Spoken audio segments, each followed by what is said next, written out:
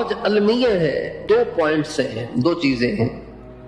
ایک یہ کہ ہمارے نبی کیسے ہیں، دوسرا پوائنٹ یہ ہے کہ اب ہمیں ان کی کھینچی ہوئی لائن پہ چلنا ہے، ان کے بنائے ہوئے راستے اور سڑک پہ چلنا ہے۔ یہ 2 باتیں ہو گئی۔ ہم سارے مسلمان پہلے والی بات کے قائل ہیں، دوسری والی بات کے بارے میں کہتے مشکل ہے۔ اور یہ نہیں ہو سکتا کہ ایک آدمی پہلی کا قائل ہو اور دوسری کا قائل نہ ہو۔ جو دوسری کا قائل نہیں ہے، یہ دلیل ہے کہ وہ پہلی کو ابھی دل سے نہیں مانتا۔ ایک آدمی ایک ڈاکٹر کے پاس گیا، اس کو دیکھ کے بہت متاثر ہوا، کہنے لگا ایسا ڈاکٹر میں نے زندگی میں نہیں دیکھا۔ میں تو کراچی بھی گیا ہوں، لاہور بھی گیا ہوں، پشاور بھی گیا ہوں، میں تو فارن کنٹری سے بھی ہو کے آیا ہوں، میں نے بڑے بڑے ڈاکٹر دیکھے، ایسا ڈاکٹر میں نے نہیں دیکھا۔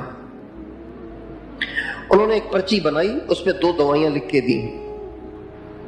پرچی لے کے آیا، گھر والوں نے کہا دوائی کا دوائی نہیں ماننی اس کی، باقی ڈاکٹر ایسا کوئی نہیں ہے۔ ڈاکٹر ایسا کوئی نہیں تو آپ نے تو پھر ماننا ہی نہیں ان کو۔ جب آپ ان کی مان نہیں رہے تو اس کا مطلب یہی ہے کہ آپ نے ان کو ماننا ہی نہیں۔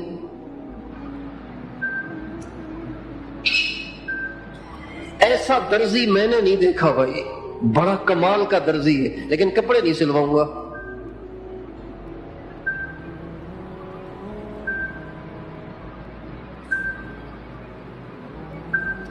ایسا اسکول میں نے نہیں دیکھا، لیکن بچے نہیں ڈالوں گا۔ یہ درنگی ہے۔ آج ساری امت مسلمہ درنگی میں مبتلا ہے۔ ان کی زبان پر کچھ ہے اور ان کا عمل کچھ ہے، ان کی گفتار کچھ اور ہے، ان کا کردار کچھ اور ہے۔ اس لیے ہم ساری دنیا میں پریشان ہیں، اور اگر ناراض نہ ہو تو یہ لفظ بھی استعمال کرنے میں جھجک نہیں ہے کہ اسی وجہ سے ساری دنیا میں ذلیل ہے، پریشان ہے، حالات کا شکار ہے۔ آپ پوری دنیا کے حالات کو اٹھا کر دیکھ لیجئے، سب سے زیادہ بڑے حالات اسلامی ممالک کے ہیں۔